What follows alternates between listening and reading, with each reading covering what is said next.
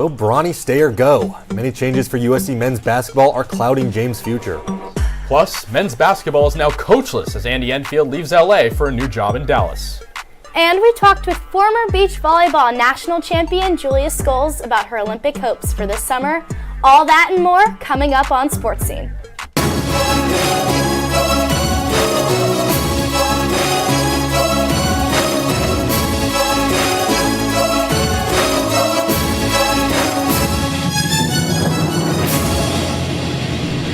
Welcome back to Sports Scene. It's been a busy week. I'm Grace Schneider. I'm Terrence Olton. And I'm Casey Kasliner. The dance is over for USC women's basketball. The team saw its season cut short by the UConn Huskies in the Elite Eight. Here's what Terrence and I had to say immediately following the game's end. Olton here with Casey Kasliner at the Moda Center in Portland, Oregon. The USC women's basketball team just lost to UConn, sadly ending their run to the Final Four. Yeah, it was a tough game for USC, especially down the stretch. They needed to hit a few shots, had some turnovers, and it was the Paige Becker show. She was showing why she was AP best player in the entire country in her freshman year, and after such a tough college journey with injuries, she cemented UConn's spot in the Final Four. So a tough game for USC, especially shooting from beyond the arc. Terrence, what were your thoughts? Yeah, Juju Watkins shot 9 for 25 from the field. It's just not going to work when your best player is not being efficient. Overall, it wasn't a bad game from the Trojans, but once they got down, it was pretty hard for them to get back, even when UConn missed 6 straight free throws towards the end. Yeah, definitely a tough ending for their season, and especially for players that won't be returning next year, like Mackenzie Forbes, who's been such an anchor of this team. But a lot to look forward to. 7 freshmen joining this Trojan squad next year, and an Elite Eight performance is nothing to look down on. That gives you 3 All-Americans coming in for the Trojans. It's going to be great in the Lindsey Gottlieb future. The top-seeded Trojans were faced with Paige Beckers and a historically dominant Huskies team that took control down the stretch. Juju Watkins led the game with 29 points, but it wasn't enough, as her team couldn't capitalize when it mattered. UConn missed some critical free throws in the closing moments, but shut down the Trojans' potential comeback bid. The Huskies won 80-73.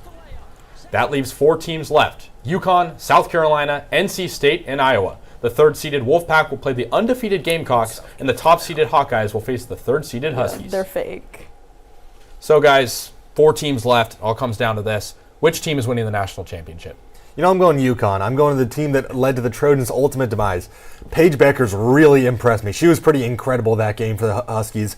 I just think that they are an incredibly well-rounded team. Even though they are so short from injuries, they have the best coach in women's basketball of all time in Gino Arimeta. They are incredible. I'm taking UConn to win this one. If you're not going with Iowa, what are you doing? It may be the obvious choice, but this is Caitlin Clark's year, and she's coming for vengeance. There was a time when she saw herself playing basketball at UConn. According to Clark, they actually didn't end up recruiting her, so she's coming for blood. She's coming for vengeance, and I really don't see Caitlin Clark coming out of college without a ring on her finger. You guys are crazy for not picking a team that hasn't lost a game all year. The South Carolina Gamecocks are destined to get revenge. Last year, they fell short after having another undefeated season. I know last year was tough, but they're going into this year. It's a clean slate. Camila Cardoso is a pure scorer, and the depth of this team is insane, too. I mean, you look at their starting lineup, they're not even really playing 3/4 of this game. They have their bench coming and really providing that depth that they need, and their shooting is very, very good as well. I got South Carolina finishing a perfect season and winning the national title. You know, Casey, I think South Carolina is definitely going to destroy NC State, if we're being completely honest. But Grace, I'm going to be honest, I think UConn is easily going to take down Iowa. You saw versus LSU, Kim Mulkey had no game plan for Caitlin Clark whatsoever. Meanwhile, on the other side, UConn had a game plan for Juju Watkins. They are going to be prepared for Caitlin Clark. They know what we're showing up against. They are going to be incredible. They're going to lock her down. Is it that they didn't have a game plan, or is it that they just couldn't handle Iowa? I think it's they didn't have a game plan. I mean, they kept Haley Van Lith on her the whole game, and she was getting cooked, sautéed, whatever you want to call it. It was a horrific showing for her. We'll see, but I think Caitlin Clark is getting a ring this year. Yeah, well, we'll see. I mean, going to the WNBA next year, broken so many records, but let's take it back to the Trojans. The season might be over for them, but the future of the women's basketball team at USC is bright. Thomas has more on the team's incoming recruits. Thanks, Casey. Women's basketball will look a lot different next season, with the Trojans losing 3 of their graduate starters. But with Juju Watkins returning, head coach Lindsey Gottlieb has had no issues recruiting top talent, signing 3 5-star recruits in this class. Kennedy Smith is the 6th best recruit in the country according to ESPN. She played high school ball in nearby Rancho Cucamonga and was named the Gatorade California Player of the Year. The 6'1" guard averaged over 20 points and 7 rebounds during her senior season. Kaylee Heckel is another 5-star, and she represents Gottlieb's ability to recruit around the country. The New York native is a little bit undersized at 5'9", but she still scored over 2,000 points in her career and will be a good replacement for current Trojan guard Kayla Padilla. Women's basketball will bring in 6 top 100 recruits to help give the Trojans the best recruiting class in the country. USC reached all across the United States for its future freshmen. Smith is the only one of the 6 who hails from California. The Trojans will look starkly different next year, but with a lot of talent coming in, Lindsey Gottlieb at the helm, and Juju Watkins returning as a sophomore, USC will be in good hands. Back to the desk for some news on the men's side of basketball. On Monday, USC men's basketball head coach Andy Enfield took the same role at SMU, ending an 11-year run for one of the Trojans' most successful coaches in program history. One day later, the Trojans' top recruit of their 2024 class, guard Trent Perry, decommitted from USC in light of Enfield's departure. Perry, the number 26 overall recruit out of Harvard Westlake here in Los Angeles, says he will still maintain USC as an option. Athletic Director Jen Cohen will now be tasked with making her first head coaching hire here at USC. While at Washington, Cohen notably brought in football coach Kalen DeBoer, who led the Huskies to the College Football National Championship game this past season. According to reports, Arkansas head coach Eric Musselman is a candidate for the USC job as Cohen looks to replace Enfield. As of right now, Bronny James has not entered his name into the transfer portal despite rumors that he had. LeBron James addressed the rumors last night after the Lakers game. Well, I don't know where it came from, but at the end of the day, Bronny's his own man, and he has some tough decisions to make. Yeah. And when he's ready to make those decisions, he'll let us all know. But as his family, we'll support whatever he does. The transfer portal, those being junior guard Kobe Johnson, sophomore guard Ozai Sellers, and sophomore forward Kajani Wright. Johnson will also explore his options in the NBA draft before opting to go to a new team. After suffering a cardiac arrest in July, Bronny James was not fully cleared to play a game until December. James' heart issues hindered his practice time significantly. James never truly lived up to the on-court expectations, averaging just under 5 points a game. With nothing confirmed, Bronny's future as a Trojan is uncertain. However, with the departures of many of his teammates and head coach, many wouldn't be surprised if James takes his talents elsewhere. The men's Final Four matchups are set following an intense Elite Eight round. Alabama took down Clemson thanks to 16 three-point makes, including 7 from Mark Sears. DJ Burns and NC State continued their magical run with an upset over Duke. Purdue finally made it back to the Final Four for the first time since 1980 with a narrow win over Tennessee. And UConn went on a 30-0 run against Illinois to extend its title-defending season.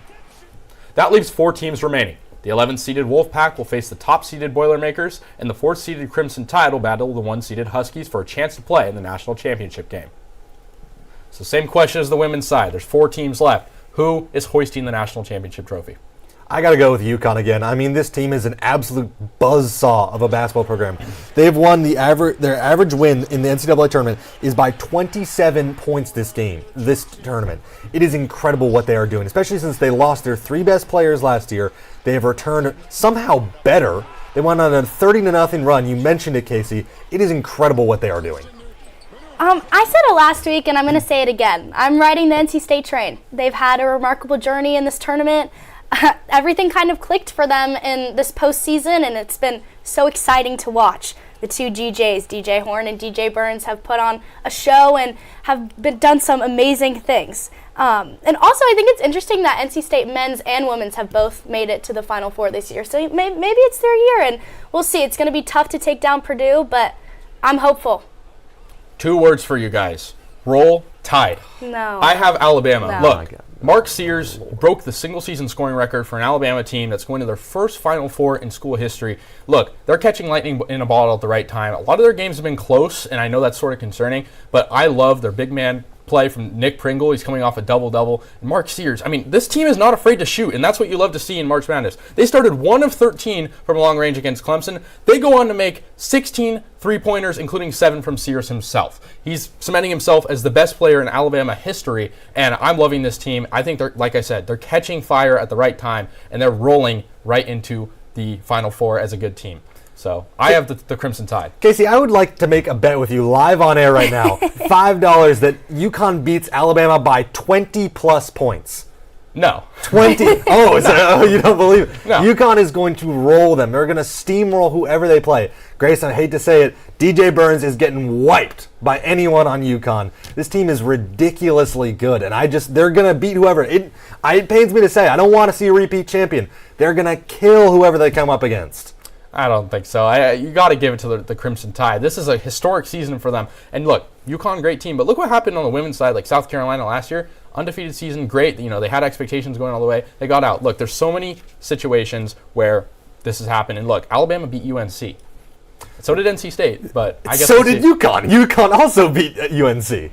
So did NC State, yeah. had to add it in there. Well, I agree with Taryn on this one. I think UConn is going to absolutely defeat Alabama. And, maybe it'll be UConn and NC State in the final, and then we can have this discussion Zach again. Edey is also going to destroy DJ Burns. As much as I'd like to see I love me some DJ Burns, but it's just not going to happen. Well, see. Next, we'll hear from a two-sport athlete making noise on the diamond and the gridiron. And USC women's lacrosse won a narrow game at the Coliseum. We'll be right back. For their first lead since the 9:27 mark, and they get it. And would you believe it? Right back at it. Patty Dora and company strike for the night. Let me tell you how we amplify our Latine voices. Check out Dímelo. We have it all. Deportes. Entertainment. Noticias. ¿Qué tal? Soy Mariela Gómez y bienvenidos a Dime la Hora. Radio and podcasting. Comida y cultura. Digital social media. ¿A qué equipo le vas tú? LA Galaxy o LAFC? Dímelo is the only Latina-focused media outlet at USC. Dímelo. We have it all. Dímelo. We have it all.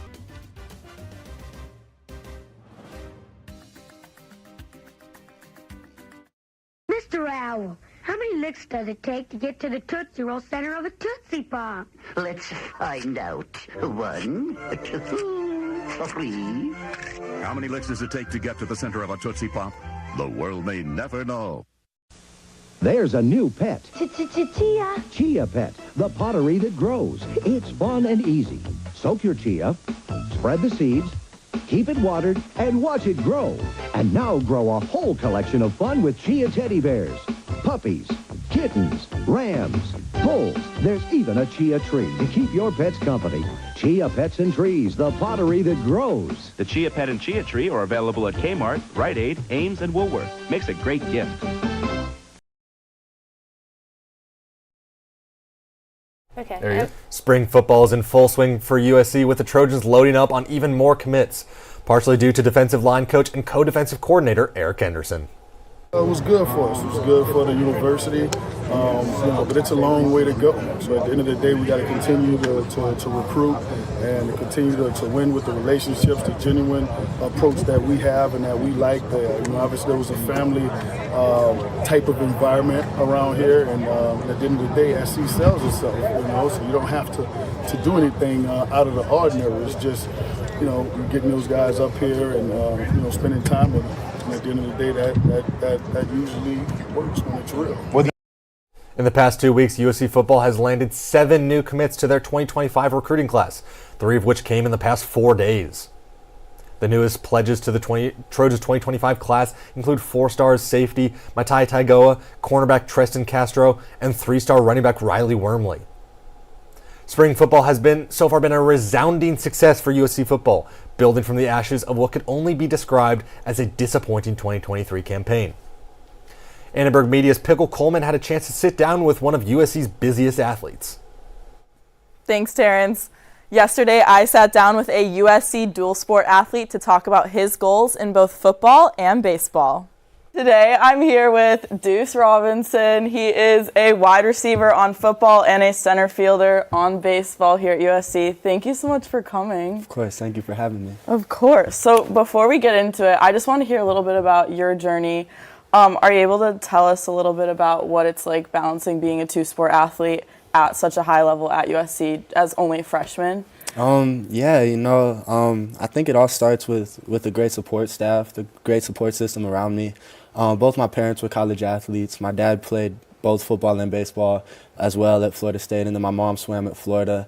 So they've been a huge help to me in this whole process, especially my dad, being able to ask him what he went through playing two sports, because, it's not always easy. There's for sure some long days.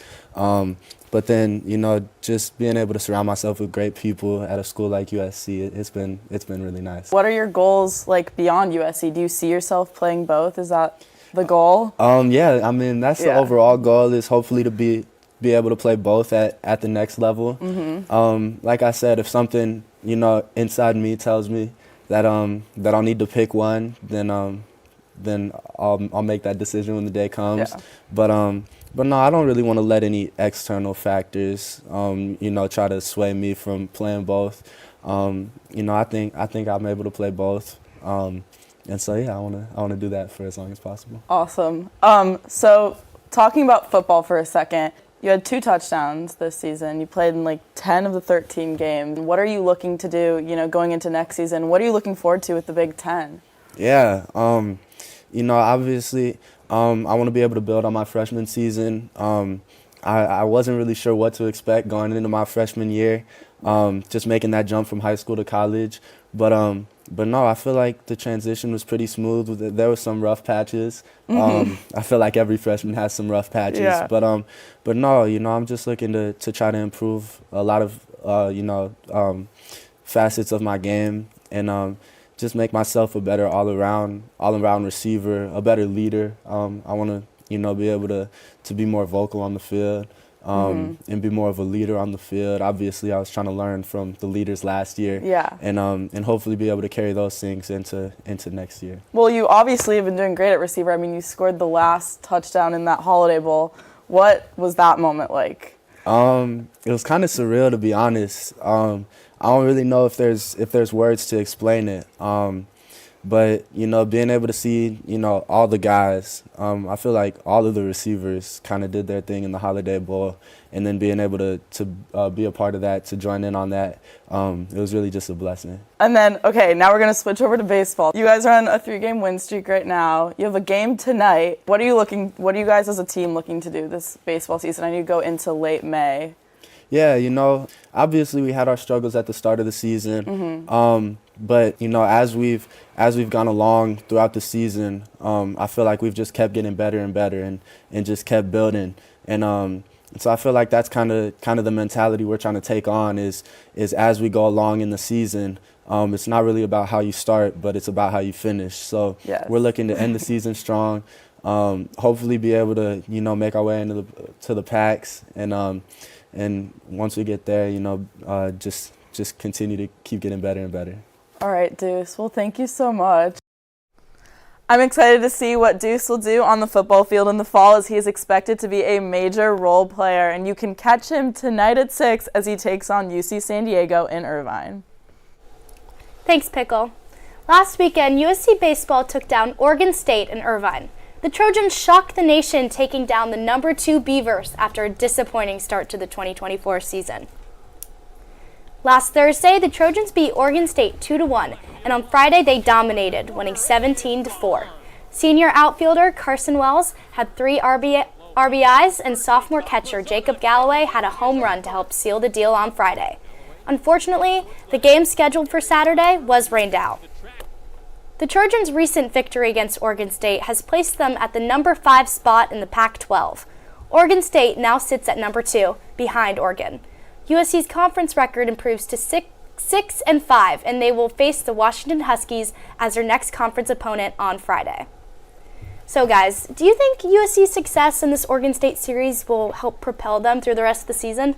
I just don't understand this team. They're just so inconsistent. I mean, they get great weekend series win against Oregon State, great starting pitching, and then go and lose to the Toreros of San Diego during the week. Look, I know on those weekday games, they want to go deep in their bullpen.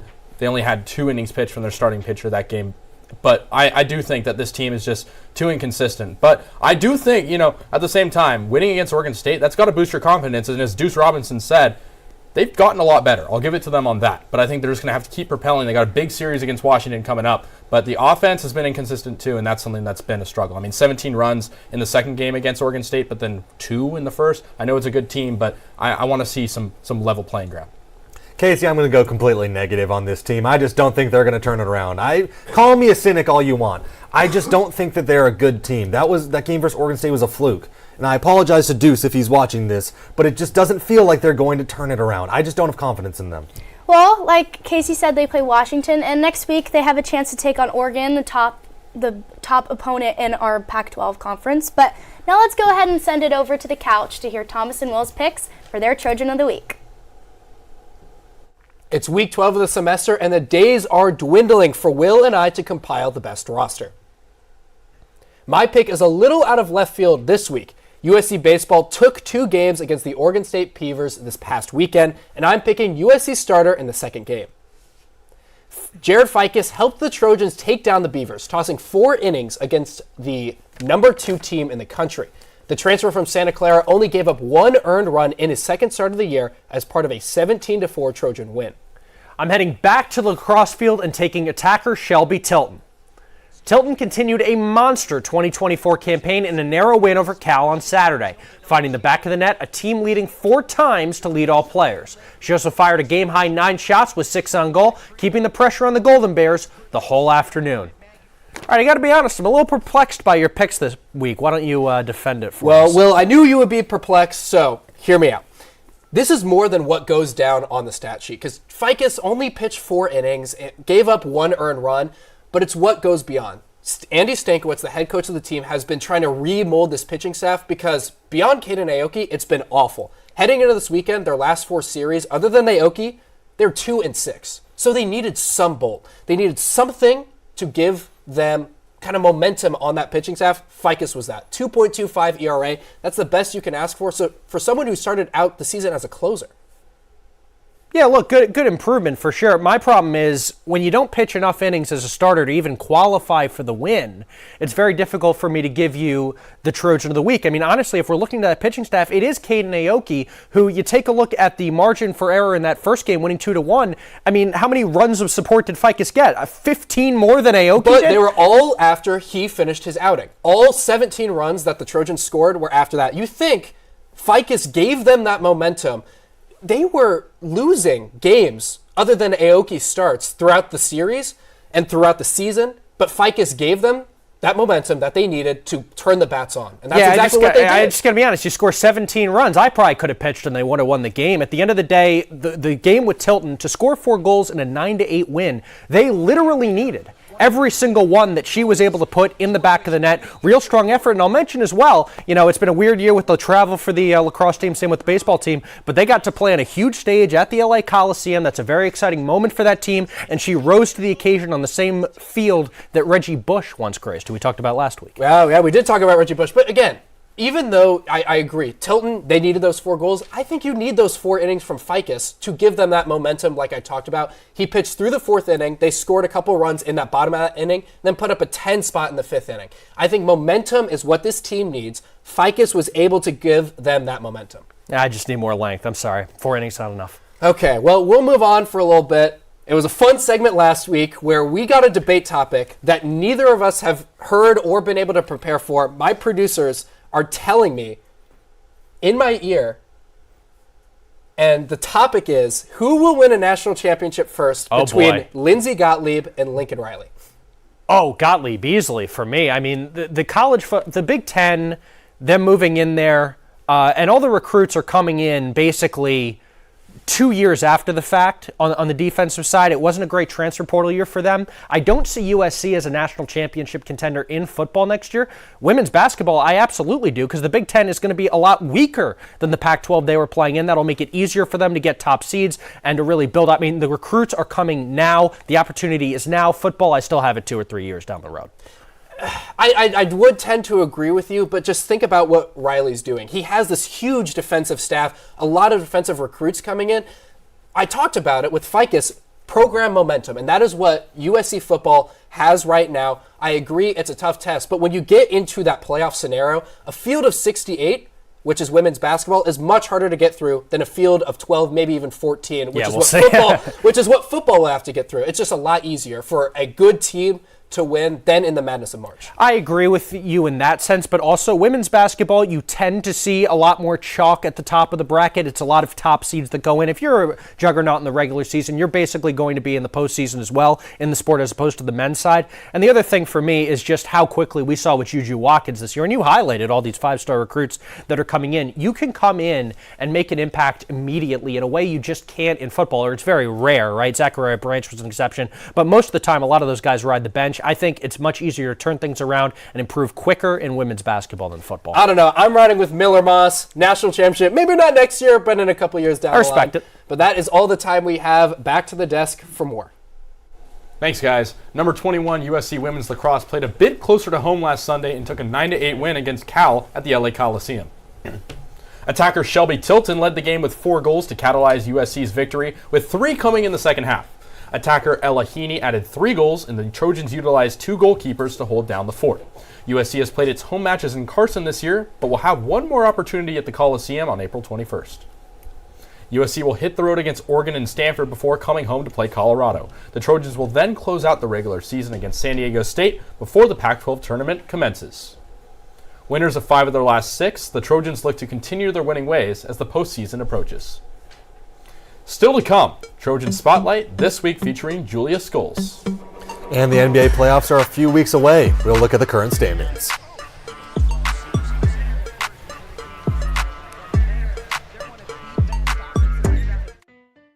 Let me tell you how we amplify our Latine voices. Check out Dímelo.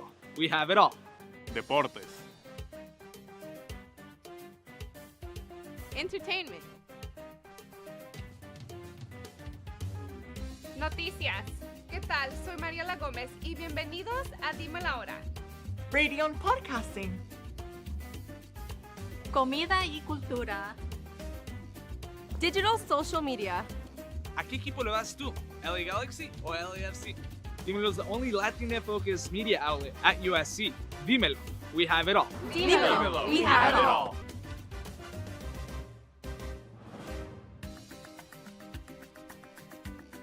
Want quality name brand carpet for less? Call Empire and you can get quality carpet at the lowest price guaranteed. And no payments for 1 year. 800-588-2300 Empire. Today. I've replaced your shoelaces with fruit by the foot. So you did. I replaced your fingers with fruit by the foot. Bravo. I've replaced your bones with fruit by the foot. Indeed you have. I replaced your guitar strings with fruit by the foot. Seems like a step backwards, but alright. I've replaced your DNA with fruit by the foot.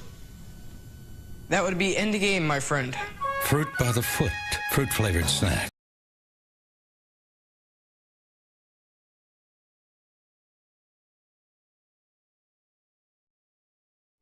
The LA Lakers and Clippers are on 2 very different trajectories for the rest of the season, as the Clippers have already clinched the playoffs while the Lakers are fighting for the play-in tournament.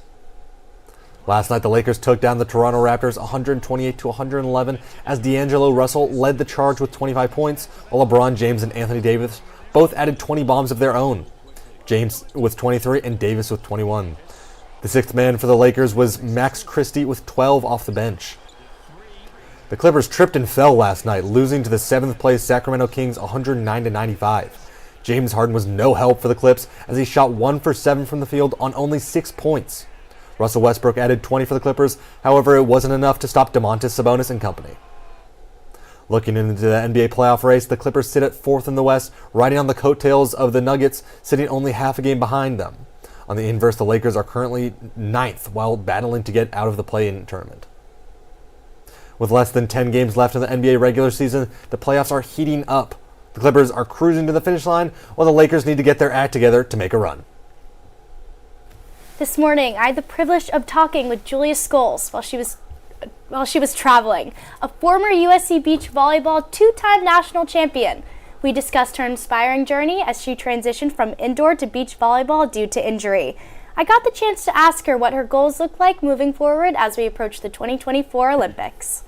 Paris 2024, my partner and I are the third team out, so we're technically considered alternates. The final decision is made in June. That's when the last tournament that counts towards points finishes. 2 teams ahead of us are so significantly far ahead of us that they've guaranteed their spots in Paris 2024. They deserve to be representing our country, and they've earned it. I hope to make a push for LA 2028. I'm a journey gal, so I'm very grateful just to play the sport I love with such an awesome community. And I know it's not a forever permanent thing, but just to take advantage of the opportunities and the experiences I get to have during this season of life. It was such an honor getting to talk with Julia, and I'm eager to see where her journey leads her next. Well, that's all we have for today. From everyone at Annenberg Media, I'm Grace Schneider. I'm Casey Kasliner. And I'm Terrence Holton. We'll see you same time, same place next week.